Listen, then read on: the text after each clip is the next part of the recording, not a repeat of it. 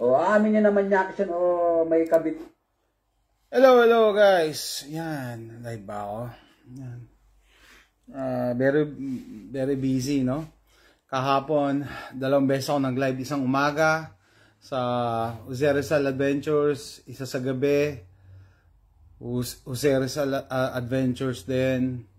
Tapos gumawa ako ng video. Pero ito, ipopost ko to dun sa Vladimir naman, na YouTube channel. Okay, so, bago ako natulog kagabi, late na ako natulog, no? 12:30, 12 madaling araw. Bago ako matulog, nag-post nga ako ng video about reaction ko kay, doon sa nangyayari kay Doc Willie Ong. Okay? Buti nakalusot naman sa YouTube. Ang problema sa Facebook, na-receive ako notification kumukuha daw ng earnings si Doc Willie Ong doon sa video ko. Sige, okay lang. Wala naman dyan. Hindi ako kumikita sa Facebook, guys, Hindi ako kumikita sa Facebook. Ito talagang public service ang ginagawa ko. Unang-una, mahirap din gumawa ng video. Pangalawa, pag gumawa ka ng video, hindi lahat gusto yung ginagawa mo or sinasabi mo. So, kagabi, inisip ko, saan ko kaya ipopost to? Sa Vladimir o sa Jose Rizal Adventures? Pinost ko sa Jose Rizal Adventures, bakit? Kasi yung Vladimir ko, 132 lang yung subscribers ko. Yung Jose Rizal Adventures, 58,000 na yata. Okay? So, and prior to that, di ba, nag-live kami ni Pinoy Recorder. Kinalabutan ako doon sa mga siniwalat niya, yung mga kaganapan ngayon, no? And sabi ko, siguro mas maraming makakaalam pag doon ko pinost kahit magalit sila sa akin. So, iniingatan ko yung channel na yon. Siyempre, marami ako doon mga loyal followers na mga mahilig sa baril, adventures, ganyan. Pero pag nagsalita ako about betchin, hindi nila gusto yon. No? Pero sabi ko, sige, lampas na tayo sa ganyan nga, no? We're past that, na yung gusto mo manggising, hindi, wala na tayong ginigising, tapos na tapos na, di ba? Naghihintay na lang tayo ngayon. Naghihintay na lang tayo kung sino yung tutumba. Hindi sa pinapanalangin natin, no? Pero lahat naman tayo merong power of observation. Observe nyo lang, no? Magugulat na lang kayo, uy, si Kaya ako pag may mga kakilala ko na parang matagal na hindi nagpaparamdam, kinukumusta ko agad Kasi sabi ko baka mamaya, kaya pala hindi nagpaparamdam, wala na, nategi na. Yan yung trend That's the trend. Hindi natin gusto mangyari yan. Hindi tayo may pakana niya, pero yan ay nagiging trend, di ba? Pagka may matagal kayong hindi, slow connection ako, hindi nakikita, nakakilala, kumustahin nyo man lang. Kasi baka mamaya nategi na. So yun nga, no, pinost ko sa Jose Rizal Adventures yung reaction ko kay Doc Willie Ong. And sure, may mga nag-comments doon na ang ginagawa ko, hindi ko na lang sinasagot yung mga comments. Kasi nga, what's the point? Ba't kailangan, kung hindi ka naniniwala sa akin, paano kita matutulungan? Parang si AJ, yung bunso ko kanina, no?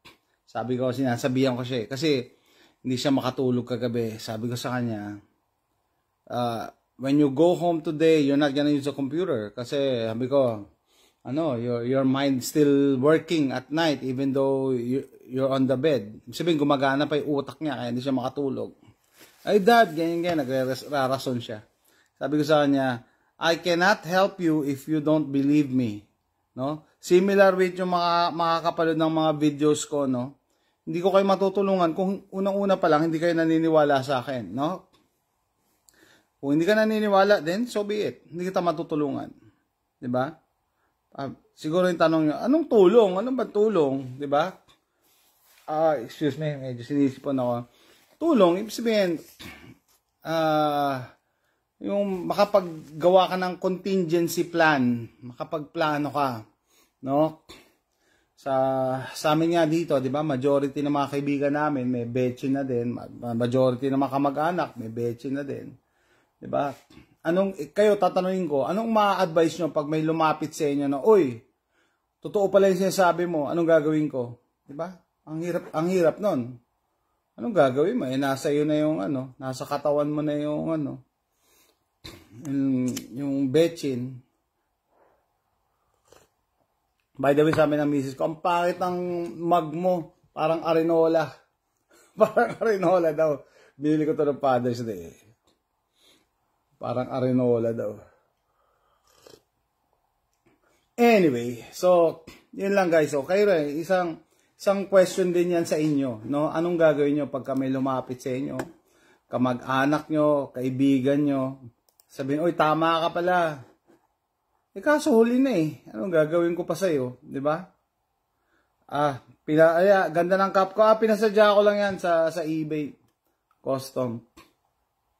Anyway, so, yun lang na-realize ko lang. And then, magko-comment ako regarding pa yung dagdag pa kay Doc Willie Ong, no? Hindi na ako magpapakita ng video kasi, kina-copyright eh. Anyway, di ba nung unang lumabas yung balita, nakalagay doon, sama-sama tayong gagaling dito. Lalabanan natin yung cancer. Ngayon, iba na yung sinasabi niya. Sabi niya, handa na daw siya mamatay. Bakit? Pinag ko kagabi talaga yung video niya, no? Ang sabi daw kasi ng doktor niya, hindi na daw, pwedeng operahan. Hindi na pwedeng tanggalin yung sarcoma niya na nagtatago in between the heart and the spinal column. Ang hirap talaga yun. Imagine mo, parehong major organ yon. Yung heart, in charge yun sa circulation. Yung spinal column, in charge yun sa nerves, sa function, no? Yung pagkilos. So, hindi pwedeng excuse, kukunin ko lang, delikado yun. So, ang sabi ng doktor, ni Doc Willie Ong, hindi na daw pwedeng operahan kasi tinubuan na ng maraming blood vessels, no? Maraming ng ugat yung sarcoma. Very aggressive, no? Talaga to. Kumapit na talaga sa katawan niya. No? Ano ibig sabihin ng tinubuan ng mga ugat? Ibig sabihin, pag tinanggal mo yun, magbi-bleed siya to the point na mamamatay siya sa yung hemorrhage. Kasi madami ng ugat na naka-attach eh. Diba? Yun nga, mamamatay yan sa bleeding. And I'm sure, mahirap yung location na yon, no? Kaya nung sinabi ko yan sa misis ko nurse din eh. Sabi ko, oy, ganyan si doktor. Paano hindi niya na-detect? Alam niyo, pag kayo nasa medical profession, kahit nurse lang nilalang ko, kahit nurse lang kami, meron kang clinical eye nga na madali mong may sakit to, may alam mo agad. So, very sinister yung sakit ni Doc Willie Ong kasi yung sarcoma niya, ang galing magtago. Nagtago talaga sa major organs, no? 2 major organs. So, yung una niyang video na sinabi niya na nagkikimo na siya, may picture siya, gumanda yung itsura niya. Sabi ko, paano mo gagamutin talaga yon, no? Meaning, kasi, yung sarcoma nagtatago sa heart, naka-cover. Paano mo siya babanatan ng radiation? Di tatamaan yung heart. Sa likod naman, tatamaan yung spine. Di, paano pa rin siya? Delikado pa rin buhay niya. Di ba? So, ang ginawa sa kanya, chemo. Hindi radiation, no? Ang chemo, yun nga, pinapatay yung mga cancer cells, pati healthy cells, pinapatay. And then, parang a few hours ago, nag-critical yata si Doc Willie Ong. And then, may mga post na siya na ready na daw siyang mamatay. So, ano sa tingin nyo? Turbo cancer, di ba? Turbo yan, ang bilis. And I don't know kung nasan siya ngayon, no? Pero, saan siya nagpapa-hospital. Pero sabi niya, no? May hirap sa Pilipinas. Yung result ng biopsy, 1 week pa. So, patay ka na talaga nun. Bago dumating, bago sabihin sa'yo kung ano yung sakit mo, patay ka na. Kalat na yun. No? Wala magagawa eh. No? Pero, tatanungin yung sarili nyo, no? Yan, doktor na, actually, mag-asawang doktor. And yet, nagkasakit ng ganyan. Bakit? And mayaman, milyonaryo to, I'm sure. Yung sa YouTube pa lang niya, malamang milyon ang kinikita niyan every month. 9.7 million followers. Diba? Milyon ang kinikita niyan every month. Pero hindi siya maililigtas ng pera niya. Diba?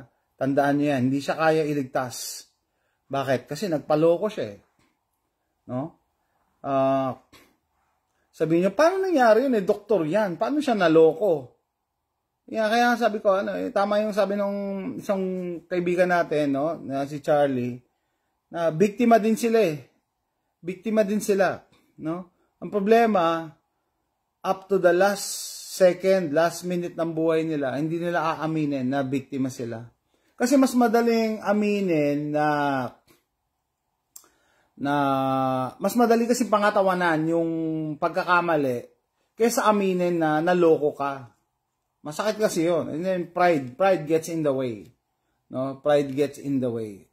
Kaya sabi ko sa inyo, and then sabi niya, no, pala, kaya nirarason niya, kaya daw siya nagkasakit ng ganyan dahil daw mga basher niya. Medyo duda ako doon, no? Duda ako doon. Bakit? Kasi meron siyang 9.7 million followers. Sa tingin nyo, hindi niya kaya mag-afford ng social media assistant? Hindi niya naman kayang sagutin or basahin lahat ng mga, mga comments. Ako nga, ginagawa ko, maliit lang ang channel ko, no? 50,000 lang. Pero pagka toxic ang hindi ko na lang pinapansin. Or hindi na talaga sumasagot ng comments. Diba? Pero siya, paano siya maapektuhan ng mga bashers niya? I mean, pumasok ka sa politika, and kahit siguro may mga bashers siya, mas marami pa rin siguro nagmamahal sa kanya kasi mukha naman siya mabuting tao, and yun nga, madami siyang tinutulungan. So, parang, I don't know, parang dahilan lang yung stress or mga basher, parang dahilan lang. Siguro dahil hindi niya maipaliwanag. Hindi niya maipaliwanag. No? Sabihin niya na lang stress. Napaka-generic kasi ng stress eh. Tama naman na pwede kang magkasakit dahil sa stress. Pwede tumaas ang blood pressure mo. Magkaroon ka ng mga ganyang sakit. Pero napaka-generic. Ibig sabihin para sa lahat yan eh. Hindi mo rin alam, no? Anyway, sabi ko nga, panoorin niyo yung live stream namin ni Pinoy Recorder. Nakaka-alarm nakakatakot. Bago kami nag-live sabi niya galing daw siya sa bundok. Ibig sabihin, nag-hike siguro. So, indirectly, parang sinasabi niya sa akin na prepare siya. Na nag-aano na siya, prepare na siya, no? To bug out. Bug out is, research nyo na lang, no? To get out. To get out of the city. Umalis ka sa bahay mo, magtago ka sa bundok. Basically, yun ang bug out. No? Tapos, nakakatakot yung mga research niya, no? Meron talagang agenda sa likod nito. Agenda 2030. Kung hindi nyo napapansin, mass migration. Ba't ang daming migration ngayon?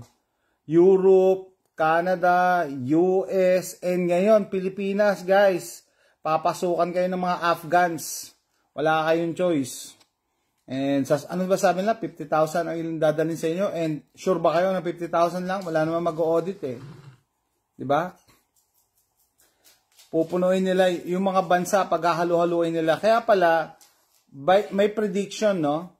By 2070, ang dominant religion na sa buong mundo is Islam. Isang one religion.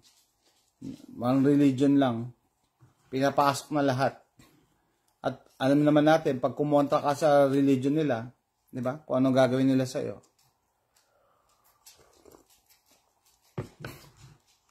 So, kaya nakakatakot kasi it was all part of the plan. Kasama sa plano yan, kasama yan. Yung mga migration na yan, yung mga illegal immigrants, kasama yan. No? Kasama yung pag-poison sa mga pagkain natin, kasama yan. Di ba kayo nagtataka, ulitin ko? Ba't sa Pilipinas lang parang may problema sa mga baboy? ASF. African Swine Fever, pinapatay yung mga baboy. Sabi ng isang hog racer lumabas lang naman yan after mabechinan yung mga baboy nila. So, similar sa tao, di ba? Yung mga tao, tinakot, tapos nagpa-betchin, tapos nag-positive. Diba? Yun. Ganun. Pero ang ginagawa nila, pinapatay nila yung mga baboy, diba? Alam ko naman pag nag-aalaga ka, kailangan pabakunaan mo yung mga alaga mo. Ayaw mong ma-wipe out sa, yung sa, ano nga yung, ano nila? Sa aso, parvo Hindi ko alam yung sa mga baboy at baka, no? Pero ang problema, after daw na mabechinan, saka lalong nagpa-positive. No? Napapamilyar ba sa inyo yung ganon? After mabechinan, saka nagpa-positive. Anyway, doon na lang sa mga makakapanood nito na hindi naniniwala sa sinabi ko. Hindi ko kayo kinukumbinse. Anyway, 2024 na Ulitin ko, 2024 na. Kung ngayon, hindi mo pa rin alam yung nangyayari or hindi mo alam na naloko kayo, hindi na talaga kita makukumbinse. Kahapon nga nagsimba kami dito sa church namin, no? Catholic Church dito. Nandito ako sa Houston, Texas. Meron doon dumating, yung lalaki na, yung bading, but actually alam ko bading yun Tapos kasama niya yung nanay niya. Sila lang yung nakamas sa buong simbahan. Tapos yung nanay niya, naka-double mask pa. Tapos siya, yung bading, nakamas na, naka-gloves pa. Nagsisimba, naka-gloves Pero, nakita ko siya nung tumanggap siya ng ostia, binaba niya yung mask niya. I mean, it doesn't make any sense. Diba? Paano nangyari yun? Yung kamay ng pare, yun din na ibinigay sa'yo, ang dami niya rin binibigyan. So, cross-contamination yan So, bakit ka nagmamas? Tapos yung nanay mo naka-double mask. Kaya sabi, pag ngayon, 2024, at nakamask ka pa, psychiatrist na ang kailangan mo Psychiatrist na ang kailangan mo. Tatanungin mo yung sarili mo. Parang hindi na normal yung pag-iisip. No? Pero syempre, hindi natin yan, bahala siya. Gusto niya ganyan Pero diba, 2024 na, naka-double mask yung nanay, siya naka-mask at naka-gloves. Naka-gloves pa. Habang nagsisimba, pero kumuha ng ostia.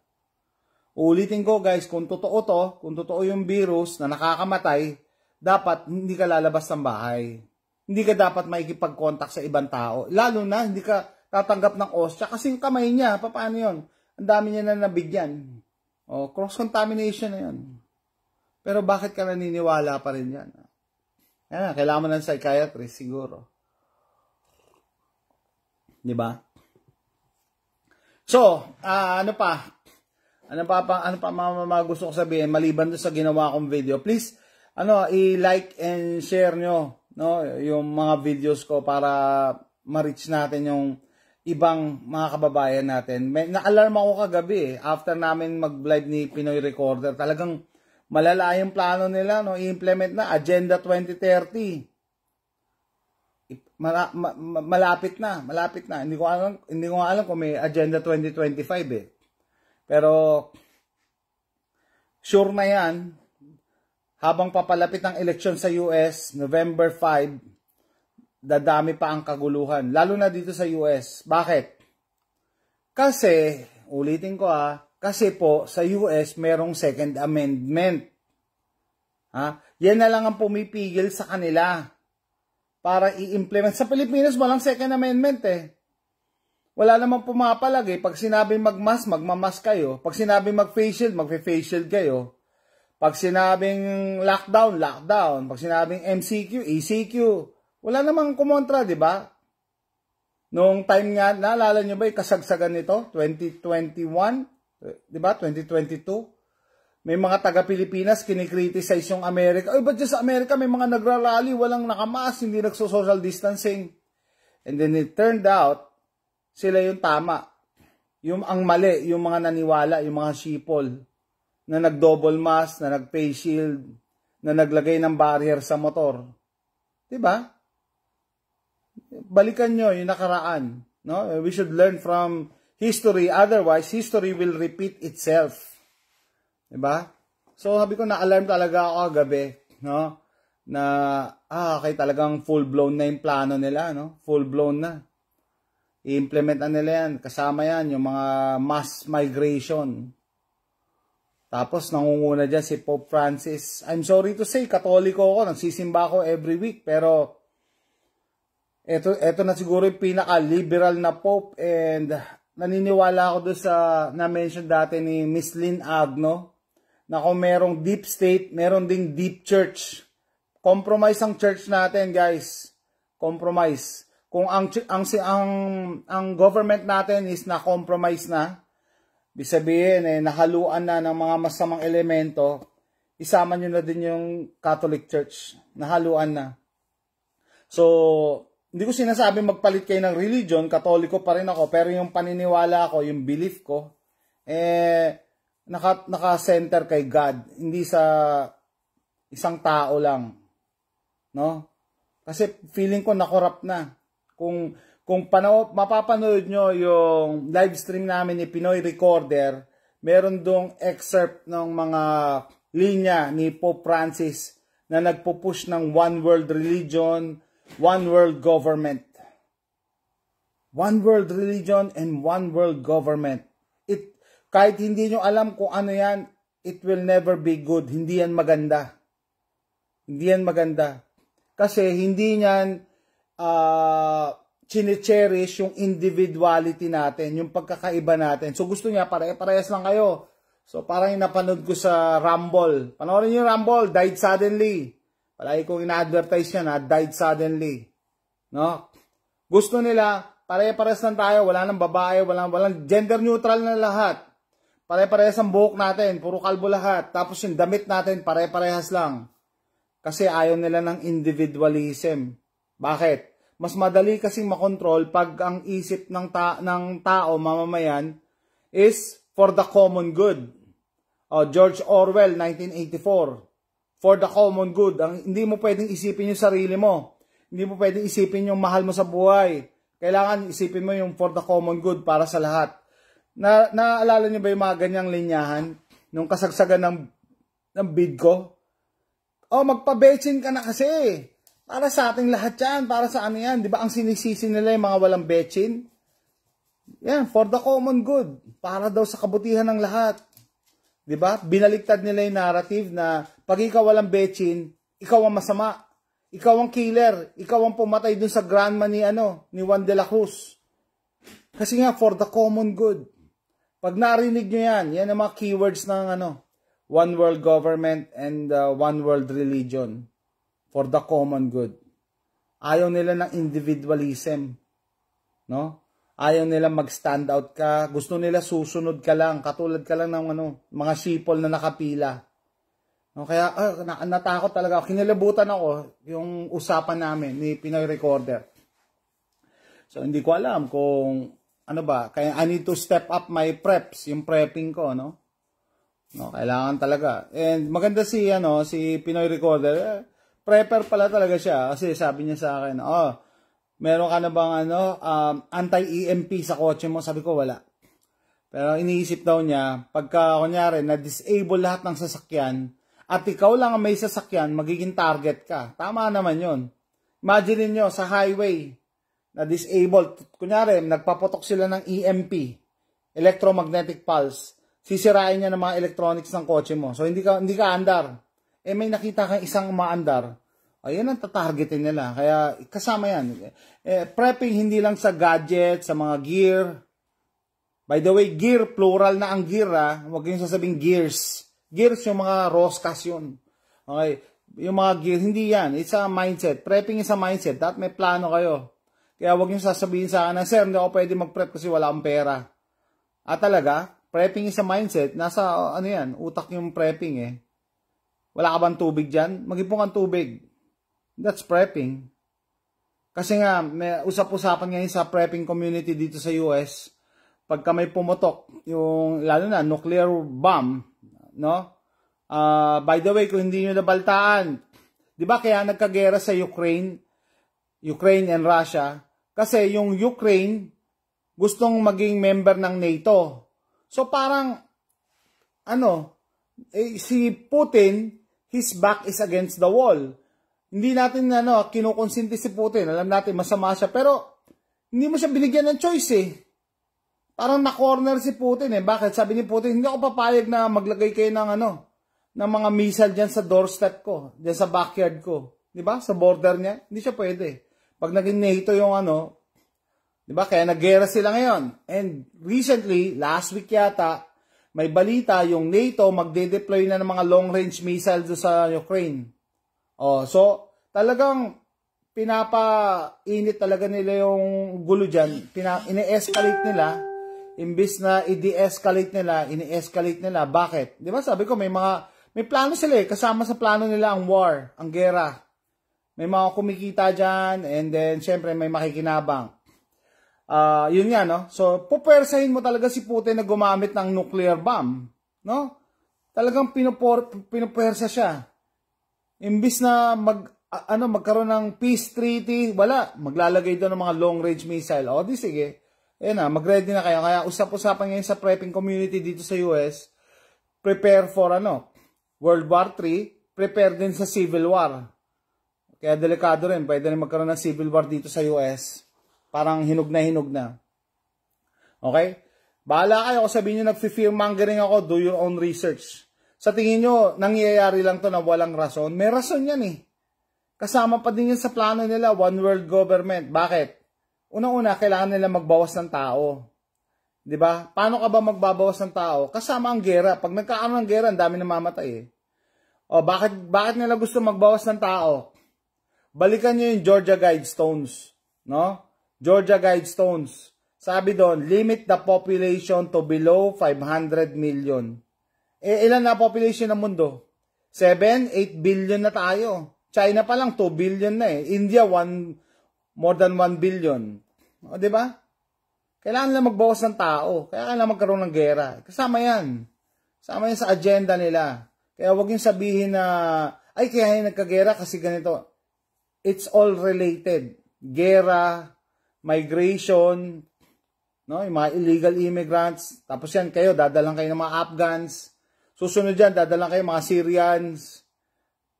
And kailangan nila ng kaguluhan. Pag nagkaroon ng kaguluhan, patayan, mababawasan ng And plus, nag-deploy pa sila ng bioweapon. Sabi ko nga hindi nyo ba na-observe? Naglalabasan yung mga rare, aggressive types of cancer. Si yata, di ba? Si Justin Bieber, meron siyang rare na disease, kaya nagkaroon siya ng paralysis, facial paralysis. Si Angelica de la Cruz. Angelica de la Cruz ba? Yung artista. Meron din siyang rare na disease. Naglalabasan yung mga rare, no? Bakit? Diba? Bakit kaya sa tingin nyo, naglalabasan yung mga rare? Hindi ba napansin? Kaya yan, parang keyword na yan. Pag naririnig ko, uy, rare daw. Rare Tapos eto pa, ang na-observe sa culture nating mga Pinoy. Bakit sa culture nating Pinoy, parang accepted agad ang cremation? Bakit? Kasi pinupush na ng DOH yan, di ba? After mong mategi, kailangang sunugin ka. Pero ako, bilang Catholic, maski nung bata pa ako, nasa Pilipinas ako, sabi na, nung inintroduce yung cremation, sabi na, ba't ka papayag na sunugin? Kaya nga tayo gumagawa na mabuti para hindi tayo mapunta sa impyerno, hindi tayo masunog sa impyerno. Tapos ngayon, yung mahal mo sa buhay na matay, susunugin mo. Diba? Sabi ko sa inyo, yung pamangkin ko na sampalataya sa Bechin, namatay ang tatay niya nung May or yung June. Nagulat ako, kinremate. Sabi ko, bakit nyo papakremate? Kasi mag-aastos ang palibing doon sa heritage. Ganyan. Talaga? Bakit yung mga mahihirap nakakapagpalibing ng mga loved ones nila? Bakit kami? Laki kami sa hirap, laki kami sa squatter, diyan sa Barangay Tatalon. Nung namatay yung panganay namin noon, maliit pa ako noon Nakalibing sa diyan sa North Cemetery. Kaya tuwing November 1, naglalakad kami diyan. Layo na nilalakad diyan, di ba? Sinasara yung kalsada. Pahirapan, mainit. Pero nakalibing doon. Mahirap lang kami. No? Bakit ano, tapos sabi ko din sa pamangkin ko, bakit yung ibang mahihirap nakakapagpalibing? Bakit yung ano, ba't kami, yung patay namin, yung kuya ko, yung panganay namin, nakalibing sa North Cemetery, ang sabi ng pamangkin, ay kasi mahihirapan si mama magpunta dun sa North Cemetery. Talaga, yun ang rason mo? So okay lang sunugin yung tatay mo. Dahil mahihirapan yung nanay mong bumiyahe. Talaga? Mahihirapan?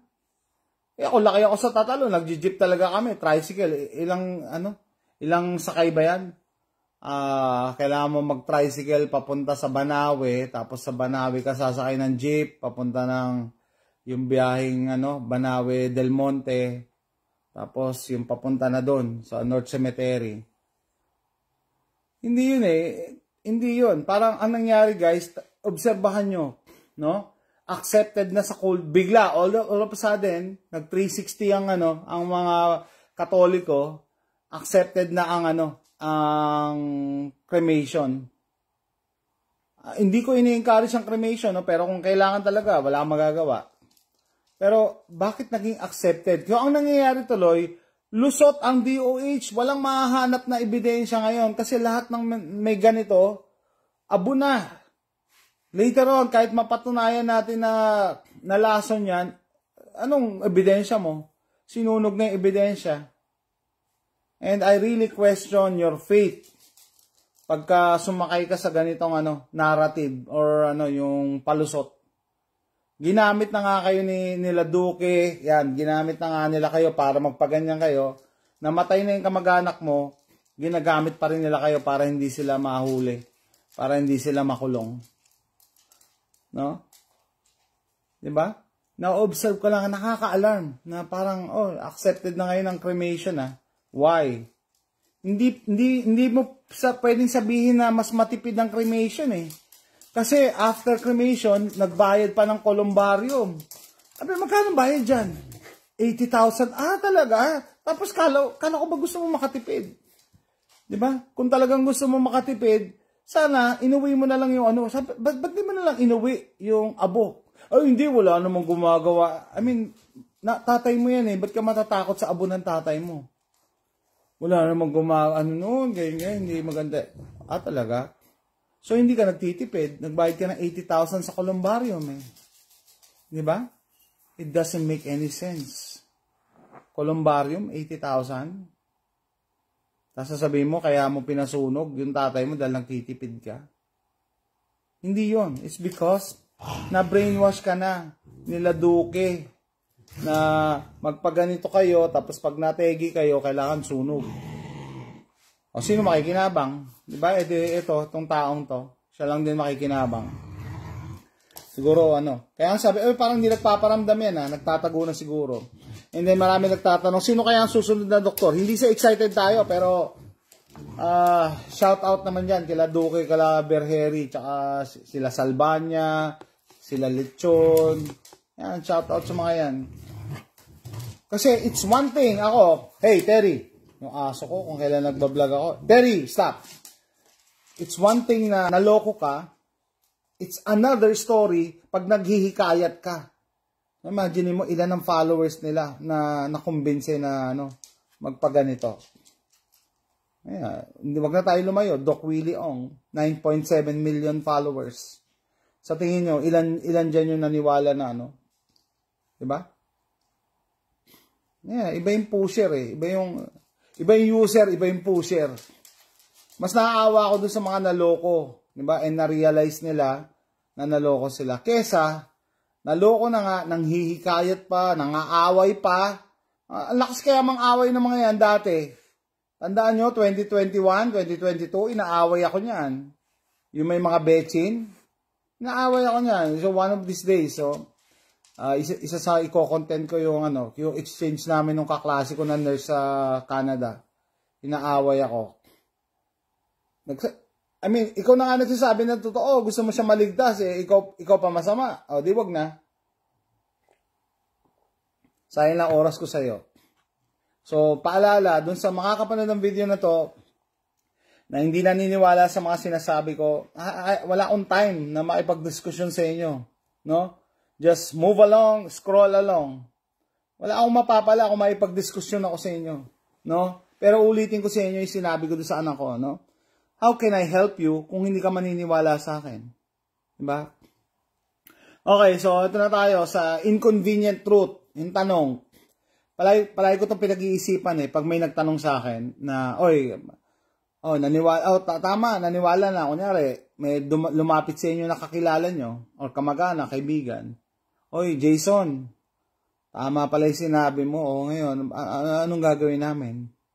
Diba? Ang laking question mark noon, no? Anong gagawin namin ngayon? Siyempre, hindi naman natin sila pwedeng tuyain, Siyempre, biktima din sila. Pero, ano nga ba magagawa natin? Diba? Unang-una, sasabihin ko na sa inyo, hindi ako naniniwala sa detox.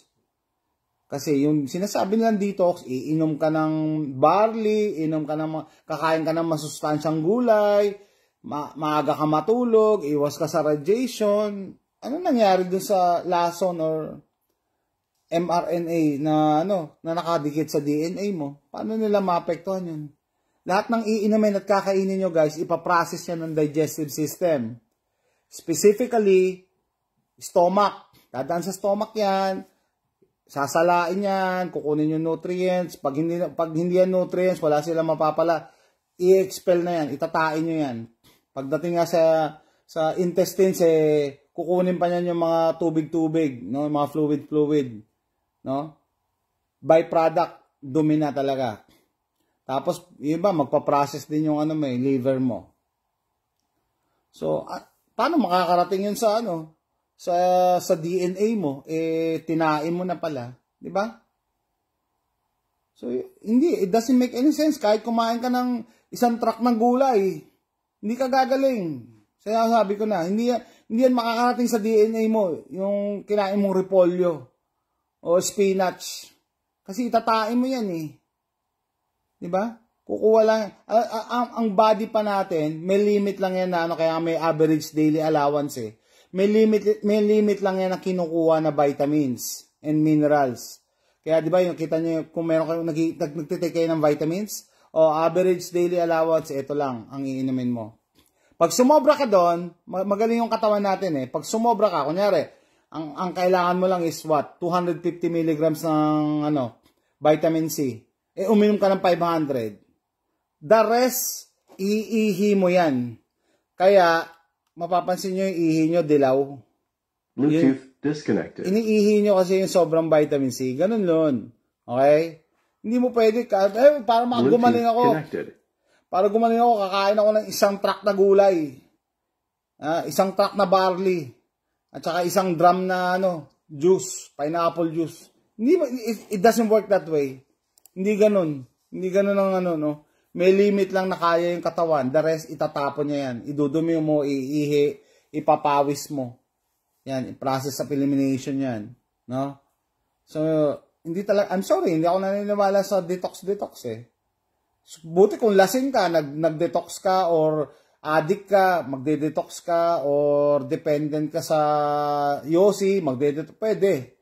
Pero kung yung in-inject, diretso sa DNA mo, buong katawan, I doubt paano gagawin yun. So, the big question is, eto lang naisip ko, The big question is, pag may lumapit sa akin kaya, Jason, tama ka pala, mali kami, ano nang gagawin namin? Buong pamilya kami, may betchin. Ang i-advise ko na lang siguro, at matagal ko 'to pinag-isipan Ang a-advise ko sa inyo, get your affairs in order. Get your affairs in order. It's up to you paano you interpret yun. Pero ibig sabihin, settle nyo na lahat ng gusto nyo i-settle, di ba? Gumawa na kayo ng last will and testament. Pag hindi kayo nategi din, swerte. Ang problema kasi pag buong pamilya paano mo ipapamana sa anak mo kung sila rin, meron din sila. Di ba? Get your affairs in order. Get closer to God. Magbalik loob ka na. Di ba? Kasi at least may time ka pa. Mangumpisal ka, gumawa ka na ng kabutihan. Kasi di ba, kailan mo pa gagawin yun? Bihira yung taong nabibigyan ng chance na magbago, bago kunin. Di ba? ang nakakatakot kasi dyan, yung bigla na lang tumumba, yung died suddenly. Pag bigla kang tumumba, wala ka ng chance. Wala ka ng chance mag-I love you pa sa mga mahal mo sa buhay. Di ba? Gawin mo na, get your affairs in order, sumulat ka na sa papel ng mga dapat mong isulat. No? Pag hindi ka kinuha, then no harm, no foul. Di ba? At least ready ka. Yun eh. Yung iba kasi merong belief na matatakasan nila yan dahil mayaman sila, marami silang connection. Hindi yan. It's not gonna work. Parang si Doc Willie Ong, milyonaryo to. Kumikita to ng milyon-milyon sa YouTube pa lang. Connection nito, ang dami. Ha? Ano nangyari? Sabi sa kanya ng doktor niya, hindi inoperable yan kasi madami ng blood vessels. Tapos ngayon, nagbabago na yung tono niya and then may nakita akong post na critical siya. No? Pero, kita nyo doon sa picture niya, no? Sabay silang nagpa-betchin ng asawa niya, doktora din. Bakit siya meron, yung asawa niya wala?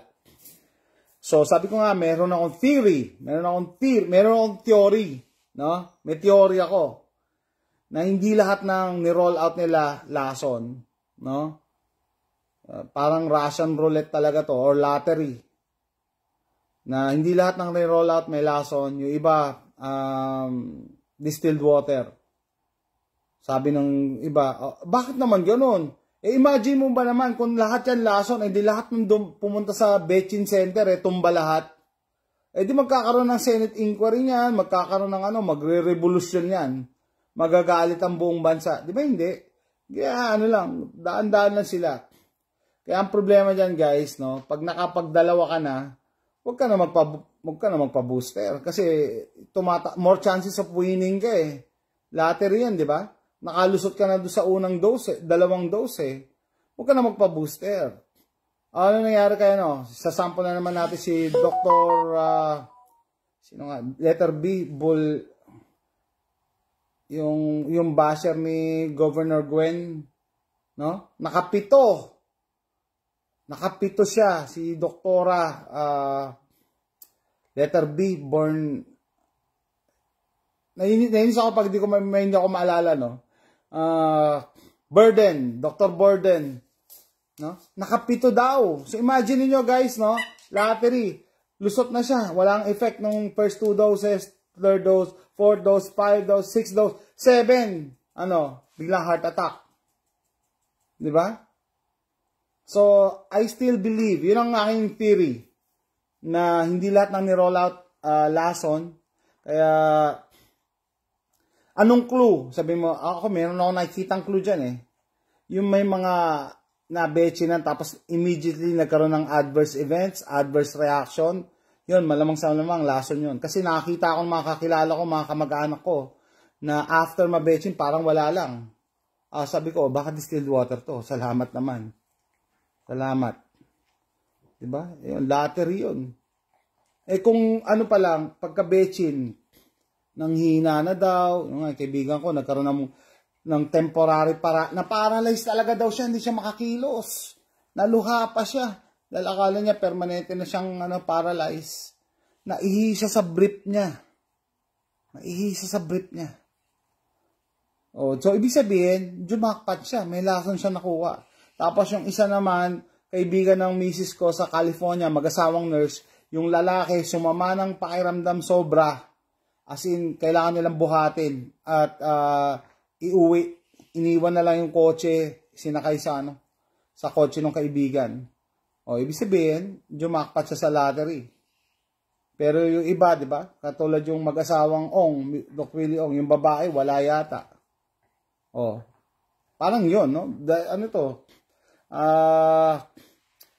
Ano maginagamit na reasoning nito? Deductive reasoning ba? Based on mga nakikita ko Wala tayong, sabihin ko na sa inyo, hindi ako expert, pero open your eyes. Andyan lang yung mga ebidensya sa harap natin Okay?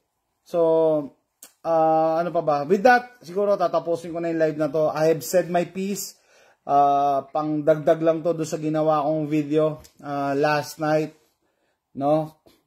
And sabi ko nga, panoorin nyo guys yung live stream namin ni Pinoy Recorder. Ang dami niyang isiniwalat.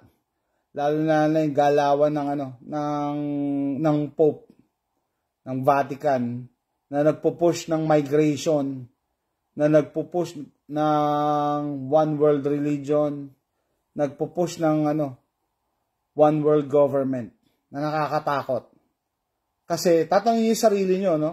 Yung sa plano nilang one world government, one world religion, saan kami dyan? Well, tayo yung nasa baba. Tayo yung tinatawag nilang useless eaters, no? Na kailangan bawasan. Kasi nagkukonsume tayo ng resources. Nababawasan natin yung pagkain nila, nababawasan natin yung tubig nila, nababawasan natin yung hangin nila. Kaya tayo yung pinaka-bottom. Kaya mag-isip-isip kayo, no? Prepping is a mindset. Tatanungin ko kayo, ano na yung na-prep nyo? So, that's it guys. Salamat sa panonood and hopefully makarating to sa iba. Alam ko yung ibang gising, yung mga truthers, alam na to eh. Yan, shout out Maria Dacor. Sabi ko, follow up to. And then connected to do sa mga pinag-usapan natin na nakakatakot talaga. No? So, hopefully, makarating to doon sa iba. Lalo mga first time na ma-encounter ako or yung videos ko. Tulong ko na to sa mga kababayan ko. No?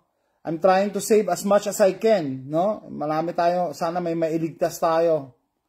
Or, kung hindi man maligtas, they will have their peace bago mawala. Diba? Minsan, may mga bagay na wala tayong control eh. At least, diba?